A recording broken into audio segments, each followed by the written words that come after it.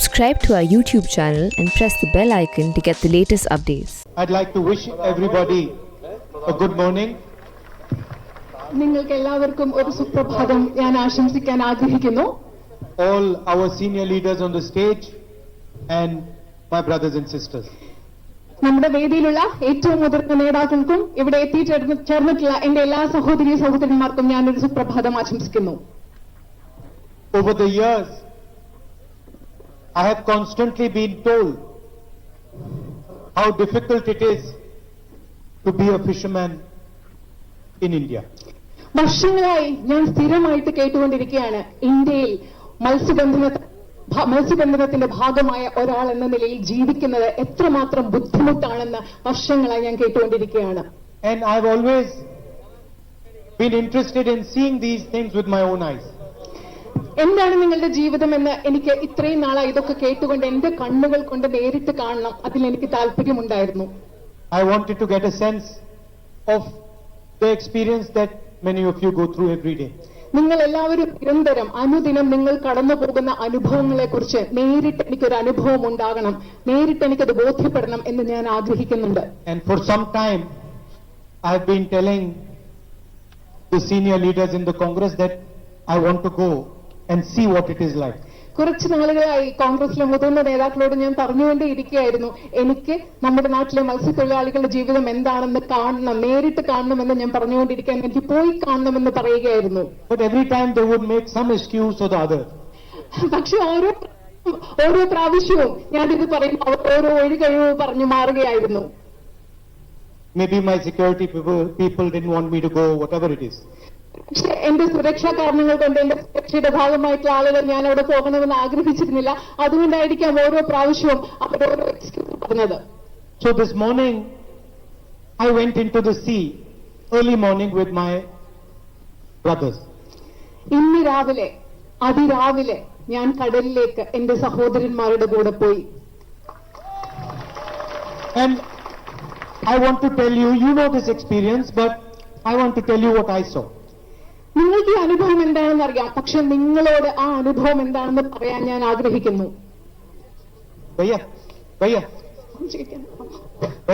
Disturb mat kijiye. From the beginning, from the moment the boat left the shore to the moment the boat came back, every single force was trying to fight my brothers. എപ്പോഴാണോ കടലിൽ നിന്ന്, തീരത്ത് നിന്ന് ആ boat എടുത്ത നിമിഷം മുതൽ തിരിച്ചു വന്ന ആ നിമിഷം വരെ അവിടെ എന്റെ സഹോദരന്മാർക്കെതിരെ പ്രവർത്തിച്ചുകൊണ്ടുള്ള ശക്തികളായിരുന്നു. They take the entire risk. ഏറ്റവും വലിയ റിസ്ക് എടുത്തുകൊണ്ട് അപകട സാധ്യതകൾ നേരിട്ടുകൊണ്ടാണ് എന്റെ സഹോദരി വള്ളത്തിൽ കടലിലേക്ക് പോകുന്നത്. They put their entire labor. അവരുടെ എല്ലാ തൊഴിലും ചെയ്തുകൊണ്ടാണ്, അവരുടെ എല്ലാ പരിശ്രമത്തിന്റെയും ഭാഗമായിട്ടാണ് അവരവിടെ പോകുന്നത്. They fight the sea. അവര് കടലിനെതിരെ പോരാടുകയാണ്. They buy the net. അവരവരുടെ വല വാങ്ങുകയാണ്. അവരെന്ന് പറയുമ്പോൾ നിങ്ങള്, and somebody else gets the profit. പക്ഷേ നിങ്ങൾ ഇതെല്ലാം ചെയ്യുമ്പോ, മത്സ്യത്തൊഴിലാളികളായ എന്റെ സുഹൃത്തുക്കൾ ഇതെല്ലാം ചെയ്യുമ്പോ ഇതിന്റെ ലാഭം കിട്ടുന്നത് മറ്റാർക്കോ ആണ്. And this morning we went, we threw the net, we pulled the net back out, and there was one squid in it. ഇന്ന് ഞങ്ങൾ രാവിലെ പോയപ്പോ വല തിരിച്ചു, വല വീശി വല തിരിച്ചെടുത്തു, അതിനകത്ത് ഒരു മത്സ്യം മാത്രമേ ഉണ്ടായിരുന്നുള്ളൂ. So the whole investment that was put into the boats, into the journey, the petrol, within 1 minute we saw that there was no return. ഇന്ന് നമ്മൾ നടത്തിയ എല്ലാ നിക്ഷേപം, പെട്രോൾ, വല വിരിച്ചു, അതുപോലെ വള്ളം, പക്ഷെ അതിനെല്ലാം ഒരു മിനിറ്റിൽ നമുക്ക് മനസ്സിലാക്കി ഇത്രയും നമ്മൾ നിക്ഷേപം നടത്തുന്നു, ഇത്രയും ശ്രമങ്ങൾ ഉണ്ടാവുന്നു, പക്ഷെ അതിനൊരു പ്രതിഫലവും കിട്ടുന്നില്ല. In my mind I was expecting the net to be full of fish. എന്റെ മനസ്സിൽ ഞാൻ വിചാരിച്ചത് വല വിരിച്ച് തിരിച്ചെടുക്കുമ്പോൾ അതിൽ മുഴുവൻ മത്സ്യങ്ങളായിരിക്കും എന്നായിരുന്നു ഞാൻ പ്രതീക്ഷിച്ചത്. And then the net came back empty. പക്ഷേ ആ വല ശൂന്യമായിട്ട് അതിലൊന്നും ഇല്ലാതെയാണ് തിരിച്ചു വന്നത്. So I saw with my own eyes your experience. ഞാൻ എന്റെ കണ്ണുകൾ കൊണ്ട് നിങ്ങൾ എല്ലാ ദിവസവും നേരിടുന്ന അനുഭവം ഞാൻ കണ്ടു.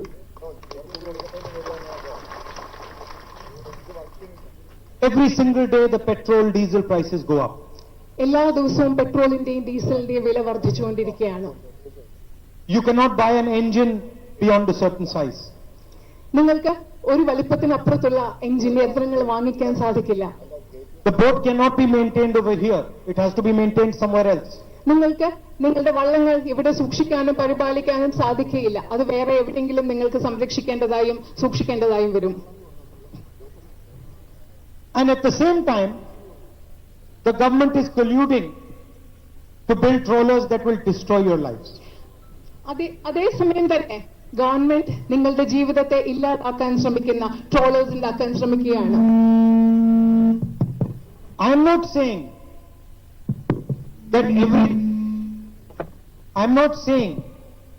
that everything should be done for your benefit, but some sense of fairness has to be there. ഞാൻ പറയുകയില്ല എല്ലാം നിങ്ങളുടെ മാത്രം ആനുകൂല്യങ്ങൾക്കും ക്ഷേമത്തിനും വേണ്ടിയും ചെയ്യണമെന്ന് ഞാൻ പറയുന്നില്ല. പക്ഷേ നിങ്ങൾക്കും ആനുകൂല്യം ഉണ്ടാവണം. ചില ഒരു നീതിബോധം, അത്യാവശ്യം നീതിബോധം ഈ കാര്യങ്ങളിൽ ഗവൺമെന്റിന് ഉണ്ടാവണം. Fishermen told me if they come 1 hour late, they don't get the same price that they would get if they came 1 hour before.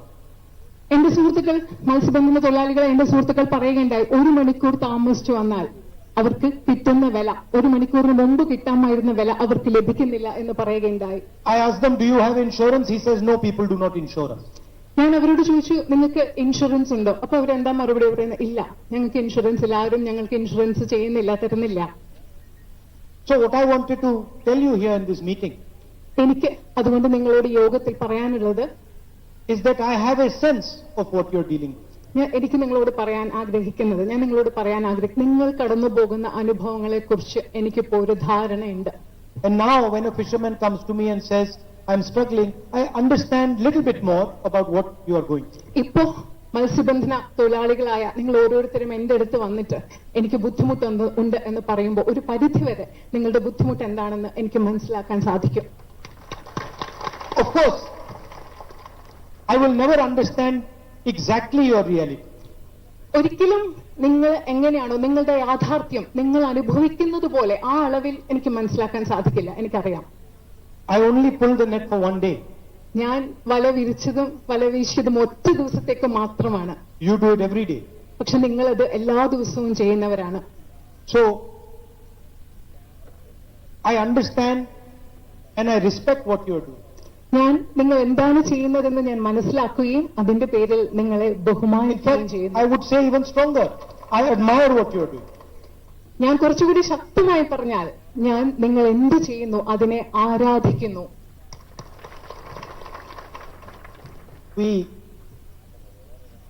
Many times we will eat some fish, but we will not know the hard work behind how that fish got.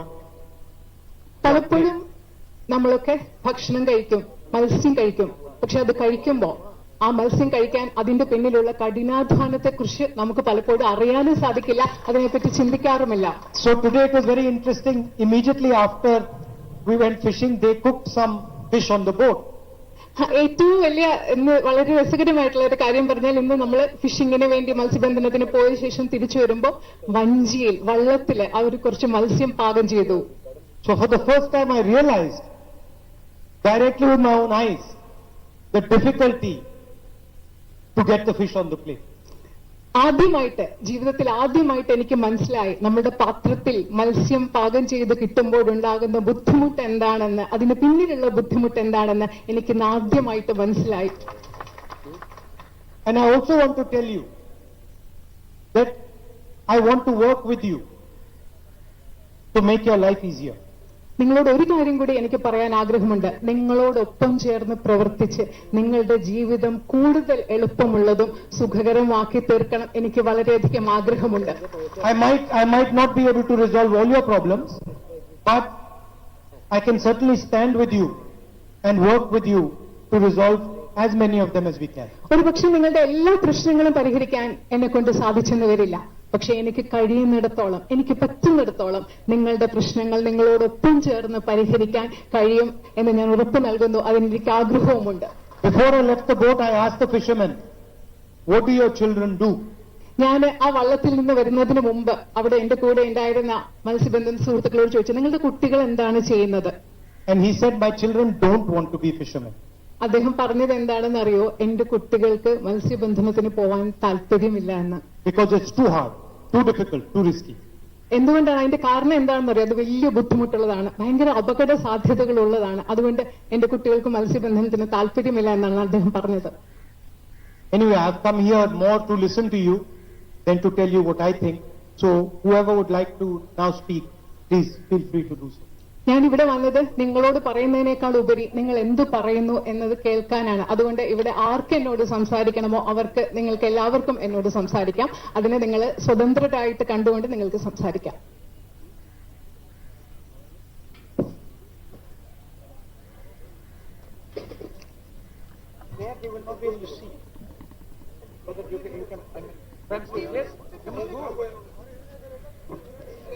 भैया यहीं रुक जाओ, खा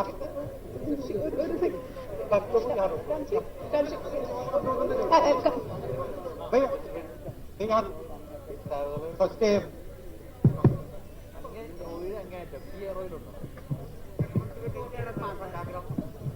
this way will not. Thank you. Fisherman കമ്മ്യൂണിറ്റിക്ക് വേണ്ടി എന്ത് ചെയ്യണമെന്നാണ് സാറിന്റെ ആഗ്രഹം? Ralji, he is asking, what do you want to do for the fisher community? I think, should we go because people cannot see us? Let's go. Yes. They can't see over there. वहाँ दिखता नहीं. So, I think the question is, what would we like to do for the fishermen community? അവിടുത്തെ ചോദ്യം എന്ന് പറഞ്ഞാൽ മത്സ്യബന്ധന സമൂഹത്തിന് വേണ്ടി നമ്മൾ എന്താണ് ചെയ്യാൻ ആഗ്രഹിക്കുന്നതെന്നാണ്.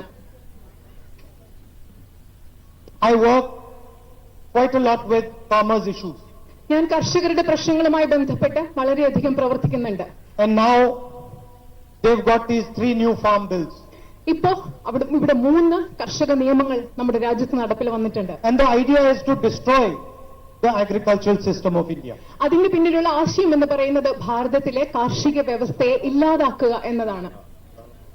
Just like our farmers farm the land, you farm the sea. എങ്ങനെയാണോ നമ്മുടെ കർഷകർ ഭൂമിയിൽ കൃഷി ചെയ്യുന്നത്, അതുപോലെ കടലിൽ കൃഷി ചെയ്യുന്നവരാണ് നിങ്ങൾ ഓരോരുത്തരും. The farmers have their ministry in Delhi. You don't have a ministry in Delhi. കർഷകർക്ക് അവരുടേതായ ഒരു മന്ത്രാലയം ഡൽഹിയിലുണ്ട്, പക്ഷേ നിങ്ങൾക്കൊരു മന്ത്രാലയം ഡൽഹിയിലില്ല. No one speaks for you in Delhi. നിങ്ങൾക്ക് വേണ്ടി ഒരു കാര്യക്ഷമമായ മന്ത്രാലയം ഡൽഹിയിലില്ല. So the first thing I would like to do is have a ministry dedicated to the fishermen of our country. നമ്മുടെ നാട്ടിലെ മത്സ്യത്തൊഴിലാളികൾക്ക് വേണ്ടി, മത്സ്യബന്ധന സമൂഹത്തിൽ പ്രവർത്തിക്കുന്നവർക്ക് വേണ്ടി കാര്യക്ഷമതയോടുകൂടി പ്രവർത്തിക്കുന്ന ഒരു മന്ത്രാലയം ഉറപ്പാക്കുക എന്നതാണ് എനിക്ക് ആദ്യമായി ചെയ്യാൻ കഴിയുന്നത്, ചെയ്യേണ്ടതെന്ന് ഞാൻ നിങ്ങളോട് പറയുന്നു. So that your issues can be defended and protected across the country.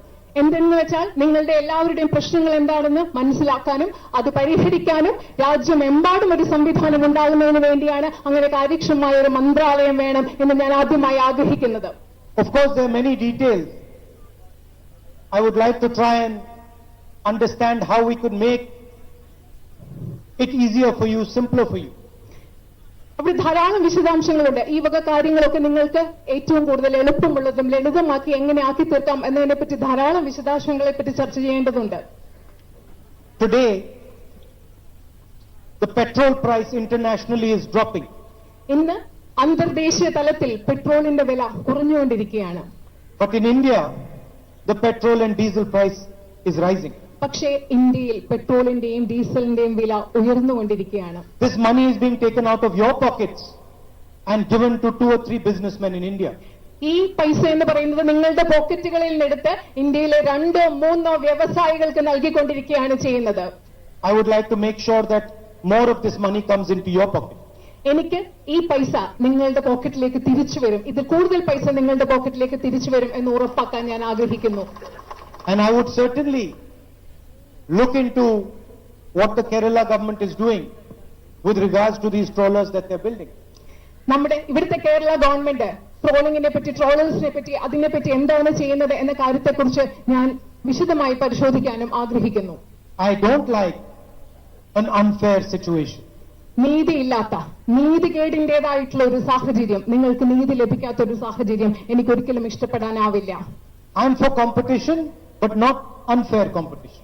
ഞാൻ മത്സരത്തിന് വേണ്ടിയാണ്, മത്സരാത്മകതയ്ക്ക് വേണ്ടിയാണ്, പക്ഷേ നീതിയില്ലാത്ത ഒരു മത്സരത്തിന് വേണ്ടിയല്ല. So there should be a level playing field for everybody. എല്ലാവർക്കും തുല്യമായി പ്രവർത്തിക്കാൻ ആവശ്യമായ ഒരു സാഹചര്യം നിങ്ങൾക്ക് എല്ലാവർക്കും ഇവിടെ ഉണ്ടാവണം. Yes. We'll go straight. No, because there they can't see.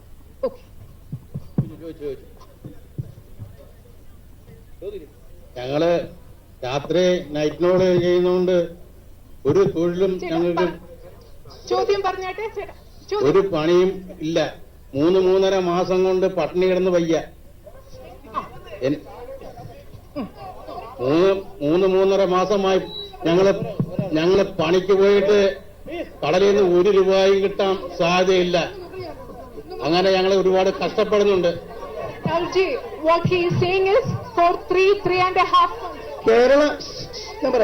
Kerala government മത്സ്യത്തൊഴിലാളികളുടെ മത്സ്യം ലേലം ചെയ്ത് അതും കമ്മീഷൻ പറ്റുകയാണ്. അത് ഒഴിവാക്കി അവർക്ക് ആ ഗവൺമെന്റിന്റെ ലേലം ഒഴിവാക്കണം. They want auction to be done here. They want auction. Excuse me. We are talking about if you want to auction the fish in the harbour, 5% commission has to be given to the government. The government of Kerala has issued an ordinance by which a new condition has been stipulated by which 5% commission is required. They want to abolish that commission because it is the right of the fishermen, so their freedom. We are currently in the process of making the manifesto of the UDF. ഇപ്പോ ഞങ്ങൾ ഈ സമയത്ത് UDFന്റെ പ്രകടന പത്രിക നിർമ്മിച്ചുകൊണ്ടിരിക്കുന്ന പ്രക്രിയയുടെ ഭാഗമാണ്. We are having consultations with different groups, different communities about what they want in the manifesto. ഞങ്ങൾ ഇന്ന് UDFന്റെ പ്രകടന പത്രികയിൽ കേരളത്തിലെ വിവിധ ജനവിഭാഗങ്ങൾക്ക്, സമുദായങ്ങൾക്ക് എന്താണ് ആവശ്യം എന്നതിനെ പറ്റി അവരോട് ചർച്ച നടത്തിക്കൊണ്ടിരിക്കുകയാണ്. Yesterday, in the UDF meeting and in the meeting afterwards of the Congress party, I said that we need to have a dedicated fishermen's manifesto. ഇന്നലെ UDFന്റെ മീറ്റിംഗിന് ശേഷവും അതിനുശേഷം കോൺഗ്രസ് പാർട്ടിയുടെ യോഗത്തിലും ഞാൻ പറഞ്ഞു, നമ്മൾക്ക് മത്സ്യബന്ധന സമൂഹത്തിൽപ്പെട്ട നമ്മുടെ മത്സ്യത്തൊഴിലാളികൾക്ക് വേണ്ടി ഒരു പ്രത്യേക പ്രകടന പത്രിക വേണം എന്ന് ഞാൻ ഇന്നലത്തെ UDF കോൺഗ്രസ് യോഗങ്ങൾ പറയുകയുണ്ടായി. So, I would like the fishermen of Kerala and the Congress party and the UDF to have a conversation over the next 2-3 weeks and decide exactly what the fishermen want in the UDF manifesto. അതുകൊണ്ട് ഞാൻ കേരളത്തിലെ UDFും കോൺഗ്രസും അടുത്ത 2-3 ആഴ്ചകളിൽ കേരളത്തിലെ UDFും കോൺഗ്രസും കേരളത്തിലെ മത്സ്യത്തൊഴിലാളികളും തമ്മിൽ നിരന്തരമായ ഒരു സംഭാഷണം നടത്തി കേരളത്തിലെ മത്സ്യത്തൊഴിലാളികൾക്ക് UDFന്റെ പ്രകടന പത്രികയിൽ എന്താണ് ആവശ്യമുണ്ട് എന്ന കാര്യം ഉറപ്പാക്കണമെന്ന് ഞാൻ ആഗ്രഹിക്കുന്നു. അത് ഞാൻ പറഞ്ഞിട്ടുമുണ്ട്. If you want the tax withdrawn, if you want the 5% tax withdrawn, put it in our manifesto and it will be done. നിങ്ങൾക്ക് 5% നികുതി പിൻവലിക്കണമെന്നുണ്ടെങ്കിൽ ഞങ്ങളുടെ മാനിഫെസ്റ്റോയിൽ, പ്രകടന പത്രികയിൽ അത് പറയുക, ഞങ്ങൾ അത് നടപ്പിലാക്കിയിരിക്കും. My guarantee to you is whatever is in that manifesto, we will deliver to you. ഞാൻ നിങ്ങൾക്ക് നൽകുന്ന ഉറപ്പാണിത്. ആ മാനിഫെസ്റ്റോയിൽ, ആ പ്രകടന പത്രികയിൽ, കേരളത്തിലെ മത്സ്യത്തൊഴിലാളികൾക്ക് വേണ്ടി ഞങ്ങൾ കൊണ്ടുവരുന്ന പ്രകടന പത്രികയിൽ നിങ്ങളോട് എന്തൊക്കെ ഞങ്ങൾ പറഞ്ഞിരിക്കും അത് ഞങ്ങൾ നടപ്പിലാക്കിയിരിക്കും. I want the manifesto to be your expression. ആ പ്രകടന പത്രിക എന്ന് പറയുന്നത് നിങ്ങളുടെ ആശയങ്ങളും നിങ്ങളുടെ ആശയങ്ങളുടെ പ്രകാശനവുമായിരിക്കണം എന്ന് ഞാൻ ആഗ്രഹിക്കുന്നു. On one page of our manifesto, I want the voice of fishermen to be there. ആ പ്രകടന പത്രികയുടെ ഒരു പേജിൽ കേരളത്തിലെ മത്സ്യത്തൊഴിലാളികളുടെ ശബ്ദം അവിടെ ഉണ്ടായിരിക്കണമെന്ന് ഞാൻ ആഗ്രഹിക്കുന്നു. So I would implore you, please have the conversation with the UDF leaders. അതുകൊണ്ട് ഞാൻ നിങ്ങളോട് അഭ്യർത്ഥിക്കുകയാണ്, ഇവിടെയുള്ള എല്ലാവരോടും ഞാൻ അഭ്യർത്ഥിക്കുകയാണ്, നിങ്ങൾ ദയവായി UDFന്റെ നേതാക്കളോട് നിങ്ങൾ നിങ്ങളുടെ പ്രശ്നങ്ങളെ പറ്റി സംസാരിക്കുക. I don't want a situation where what we are committing to you is not clear.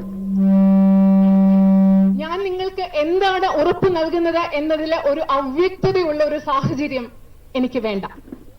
I don't want it to be vague and flexible. അത് വ്യക്തതയില്ലാത്തതും അയഞ്ഞതുമായിട്ടുള്ള ചില ഉറപ്പുകളല്ല ഞങ്ങൾക്ക് നിങ്ങൾക്ക് തരുന്നത്. അങ്ങനെ ആവണം എന്ന് എനിക്ക് ആഗ്രഹമില്ല. I want it to be crystal clear. അത് ഒരു സ്ഫടികം പോലെ വ്യക്തമായിട്ടുള്ള ഉറപ്പുകളായിരിക്കണം നിങ്ങൾക്ക് നൽകേണ്ടത് എന്ന് ഞാൻ ആഗ്രഹിക്കുന്നു. So it is easy for us to deliver. അതുകൊണ്ട് ഈ കാര്യങ്ങൾ നിങ്ങൾക്ക് നടപ്പിലാക്കുക എന്നുള്ളത് ഞങ്ങളെ സംബന്ധിച്ചിടത്തോളം വളരെ എളുപ്പമായിരിക്കും. You should know that if we support the UDF in this election, this is what the UDF is going to give us. 1, 2, 3. നിങ്ങൾക്ക് കൃത്യമായി അറിയാൻ സാധിക്കണം, ഈ വരുന്ന തെരഞ്ഞെടുപ്പിൽ നിങ്ങൾ ഐക്യജനാധിപത്യ മുന്നണിയെ പിന്തുണയ്ക്കുകയാണെങ്കിൽ 1, 2, 3 ഈ ക്രമത്തിൽ ഐക്യജനാധിപത്യ മുന്നണി ഗവൺമെന്റ് ഞങ്ങൾക്ക് വേണ്ടി ചെയ്യാൻ പോകുന്നത് ഇതൊക്കെ ആയിരിക്കണം എന്ന് നിങ്ങൾ കൃത്യമായി അറിഞ്ഞിരിക്കണം. Consider the manifesto to be a platform of your desires, of your dreams. നിങ്ങളുടെ അഭിലാഷങ്ങളുടെ, നിങ്ങളുടെ സ്വപ്നങ്ങളുടെ ഒരു വേദിയായിട്ട് നിങ്ങൾ ഐക്യജനാധിപത്യ മുന്നണിയുടെ പ്രകടന പത്രികയെ കാണണം എന്ന് ഞാൻ നിങ്ങളോട് അഭ്യർത്ഥിക്കുന്നു. It is your instrument. അത് നിങ്ങളുടെ ഉപകരണമാണ്. അടുത്ത questions.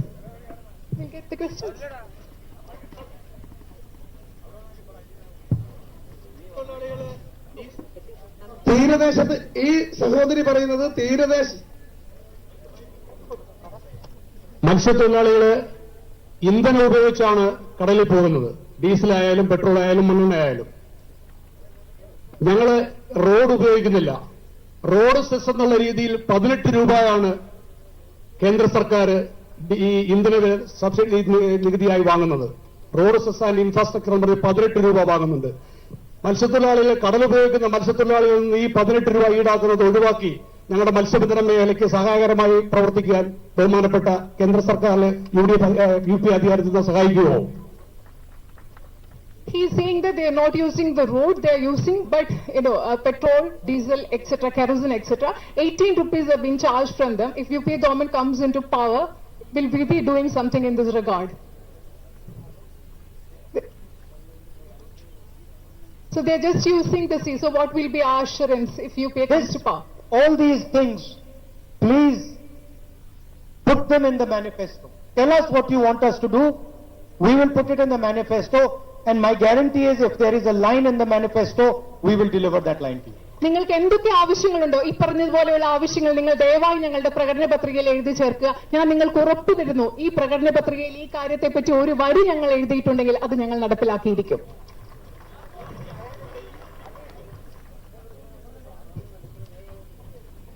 Ralji, very good morning. Sivi, I have 2 questions to you. That you said you have not seen a single fish when you have done the fishing. The reason behind that, it was Mr. Narasimha Rao's foreign policy. Due to globalization, he has made a policy for the foreign trawlers. Now the Kerala government also doing in line with the same policy. So what is your action plan to remove this policy and support the fishermen? Second thing, now majorly in this place, 3 places like Koviltottam, Portavallam and Iravipuram, the fishermen are asked to move out from their own place. They have not been given any seawall, they are not protected. The government is asking them to go out of that area. Do you think that will they able to live if they move out from the coastal area?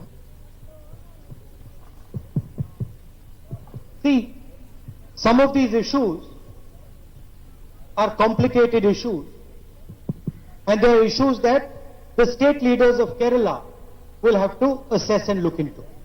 താങ്കൾ പറഞ്ഞതുപോലെയുള്ള ചില പ്രശ്നങ്ങൾ വളരെ സങ്കീർണങ്ങളായ പ്രശ്നങ്ങളാണ്. ഇത് കേരളത്തിലെ സംസ്ഥാന തലത്തിലുള്ള നേതാക്കൾ അതിനെപ്പറ്റി പഠിക്കേണ്ടതും വിലയിരുത്തേണ്ടതുമായിട്ടുണ്ട്.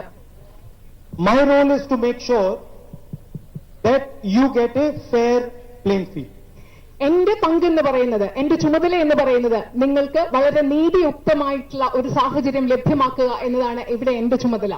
My role is to ensure that you are not being treated unfairly. നിങ്ങളെ നീതിയില്ലാതെ നിങ്ങളെ നിങ്ങളോട് പെരുമാറുന്നില്ല എന്ന് ഉറപ്പാക്കുകയാണ് ഇവിടെ എന്റെ ചുമതല എന്ന് പറയുന്നത്. And in general, I think that you should be protected and your risk should be reduced.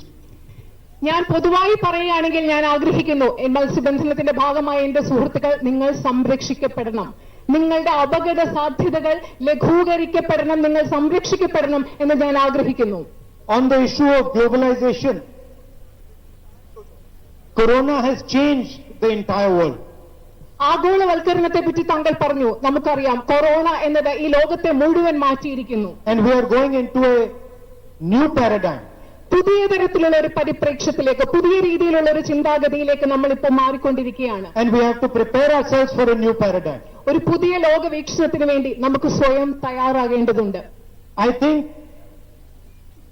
the income disparity, the difference between rich and poor in India has become too big. ഞാൻ വിചാരിക്കുന്നത് നമ്മുടെ നാട്ടിൽ വരുമാനത്തിന്റെ പേരിലുള്ള അസമത്വം, സമ്പന്നരും ദരിദ്രരായവരും തമ്മിലുള്ള വിടവ് വളരെയധികം വർദ്ധിച്ചിരിക്കുന്നതായിട്ടാണ് ഞാൻ മനസ്സിലാക്കുന്നത്. Some of this is a direct consequence of globalization. ഈ പല കാര്യങ്ങളും ഗ്ലോബലൈസേഷന്റെ ആഗോളവൽക്കരണത്തിന്റെ നേരിട്ടുള്ള പ്രത്യാഘാതമാണ്. ഇങ്ങനെയുള്ള പല കാര്യങ്ങളും. But there are also advantages to globalization. പക്ഷേ അതുപോലെ തന്നെ ആഗോളവൽക്കരണത്തിന് വളരെയധികം ഗുണങ്ങളുമുണ്ട്. Today I asked the fishermen, how did they work before they had a sonar? How did they work before they had a sonar? എങ്ങനെയാണ് അവർക്കൊരു സോണ ഉണ്ടായിരുന്നതിന് മുമ്പ് ജോലി ചെയ്തിരുന്നത് എന്ന് ഞാൻ അവരോട് ചോദിച്ചു. They know what sonar is. I don't know what is sonar. Sorry. Sonar is the machine with which they can see the fish. Okay. നിങ്ങൾക്ക് ഈ കയ്യിൽ ഉണ്ടായിരുന്ന സോണാർ എന്ന് പറയുന്ന ഉപകരണം ഉണ്ടായിരുന്നതിന് മുമ്പ് നിങ്ങൾ എങ്ങനെയായിരുന്നു ജോലി ചെയ്തിരുന്നത് ഞാൻ മത്സ്യത്തൊഴിലാളികളോട് ചോദിച്ചു. And they said it was very difficult. അവർ പറഞ്ഞു അത് വളരെയധികം ബുദ്ധിമുട്ടുള്ളതായിരുന്നു എന്ന്. They had a GPS to tell them exactly where they are. അവര് എവിടെയാണ് എന്ന് പറയാൻ, കൃത്യമായിട്ട് പറയാൻ അവരുടെ കയ്യിൽ ഒരു GPS ഉണ്ട്. These are all outcomes of globalization. ഇതെല്ലാം ആഗോളവൽക്കരണത്തിന്റെ ഫലങ്ങളാണ്. ആഗോളവൽക്കരണത്തിന്റെ ഫലമായിട്ടാണ് ഈ സാങ്കേതിക മികവുകൾ ഉണ്ടായത്. So we have to be clever with globalization. അതുകൊണ്ട് നമ്മൾ ഗ്ലോബലൈസേഷൻ, ആഗോളവൽക്കരണത്തെ കുറിച്ച് സംസാരിക്കുമ്പോൾ വളരെ ബുദ്ധിപരമായി ചിന്തിക്കണം. We have to take advantage of it where it helps us. എവിടെയൊക്കെ നമ്മൾക്ക് ഗുണമുണ്ടാകുന്നു അവിടെയൊക്കെ അതിന്റെ ഗുണം, നമ്മളെ സഹായിക്കുന്ന അവസരങ്ങളിൽ അതിന്റെ ഗുണമുണ്ടാവണം.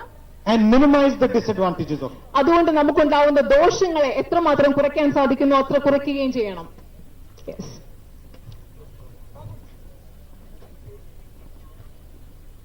Dear Rahul ji, we have identified 11 crisis problems which I have given it in the paper. So I think you must go through it and pass it over to the UDF leaders to be included in the manifesto. ഇദ്ദേഹം പറഞ്ഞത് മത്സ്യത്തൊഴിലാളികളുടെ ഒരു 11 പ്രതിസന്ധി പ്രശ്നങ്ങൾ എന്താണെന്ന് പറഞ്ഞിട്ടുണ്ട്. അത് വായിക്കണമെന്ന് രാഹുൽജിയോട് അഭ്യർത്ഥിക്കുകയാണ് ചെയ്തത്.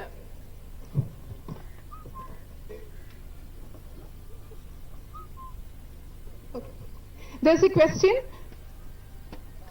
Fisher are the ones who are getting the maximum foreign exchange for India, but nobody considers them in that way. What are you going to do for the welfare of the children of the fisher community? Well, I think education is central to the future of the children of our community. നമ്മുടെ സമുദായത്തിലെ കുട്ടികളുടെ ഭാവിയിൽ ഏറ്റവും പ്രധാനപ്പെട്ടത് എന്ന് പറയുന്നത് വിദ്യാഭ്യാസമാണ്. And also, if our community is to educate its people, finances are required. അത് മാത്രമല്ല, നമ്മുടെ കുട്ടികളെ നമുക്ക് പഠിപ്പിക്കണമെങ്കിൽ അതിനുവേണ്ട പൈസ നമ്മുടെ കയ്യിൽ വേണം. In the last Lok Sabha election, we had a concept called Nyay. കഴിഞ്ഞ ലോക്സഭാ തെരഞ്ഞെടുപ്പിൽ ഞങ്ങൾ ന്യായ് എന്ന് പറയുന്ന ഒരു ആശയം ഇവിടെ മുൻപോട്ട് വെച്ചു. Where we would guarantee that every poor person gets 72,000 rupees a year in their bank account. ആ പദ്ധതി പ്രകാരം ഈ രാജ്യത്തെ ദരിദ്രരായ ഓരോ വ്യക്തിക്കും 72,000 രൂപ അവരുടെ ബാങ്ക് അക്കൗണ്ടിൽ കിട്ടും എന്നാണ് ആശയമാണ് ഞങ്ങൾ മുൻപോട്ട് വെച്ചത്. In our manifesto, we are developing a version of Nyay.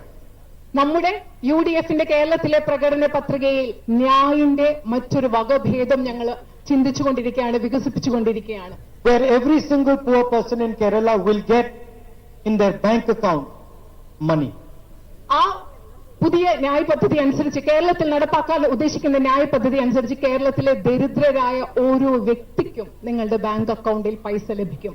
That will make their life easier and it will make it easier for them to educate their children. അത് കേരളത്തിലെ ദരിദ്രരായ വ്യക്തികളുടെ ജീവിതത്തെ കുറച്ചുകൂടി എളുപ്പമുള്ളതാക്കും. അത് നിങ്ങളുടെ കുട്ടികളുടെ വിദ്യാഭ്യാസത്തിന് കൂടുതൽ കാര്യക്ഷമമായി പ്രവർത്തിക്കുന്നതിന് നിങ്ങളെ പ്രാപ്തരാക്കുകയും ചെയ്യും. And we must also make education accessible to our fishermen by helping them with loans, by helping them with access to our institutes.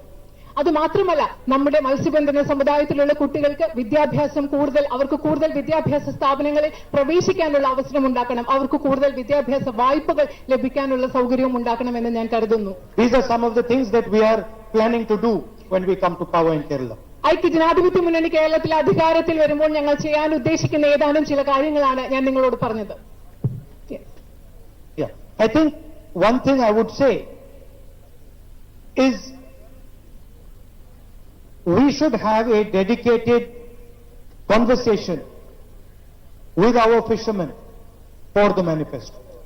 ഒരു കാര്യം എനിക്ക് കൃത്യമായി പറയാനുള്ളത്, നമ്മുടെ മത്സ്യത്തൊഴിലാളികളോട് നമുക്ക് കൃത്യമായ നിങ്ങളോടൊരു സംഭാഷണം നമ്മുടെ പ്രകടന പത്രികയ്ക്ക് വേണ്ടി അത്യാവശ്യമാണെന്ന് ഞാൻ കരുതുന്നു. Where across the state we talk to our fishermen, brothers and sisters, and ask them exactly what they need, what protection they need, what support they need.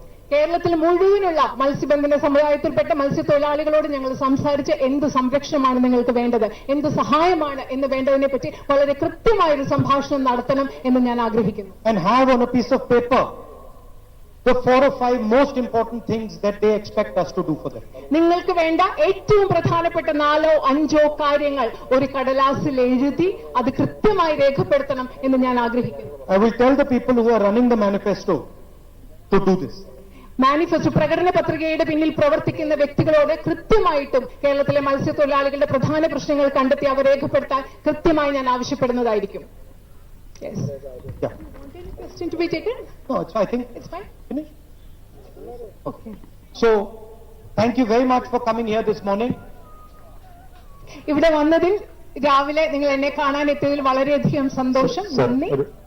I look forward to seeing you again soon. നിങ്ങളെ വീണ്ടും വന്ന് കാണണം എന്ന് ഞാൻ ആഗ്രഹിക്കുന്നു. നിങ്ങളെ കാണാൻ വീണ്ടും വന്ന് കാണുന്നതിനെ ഞാൻ ഉറ്റുനോക്കുകയാണ്.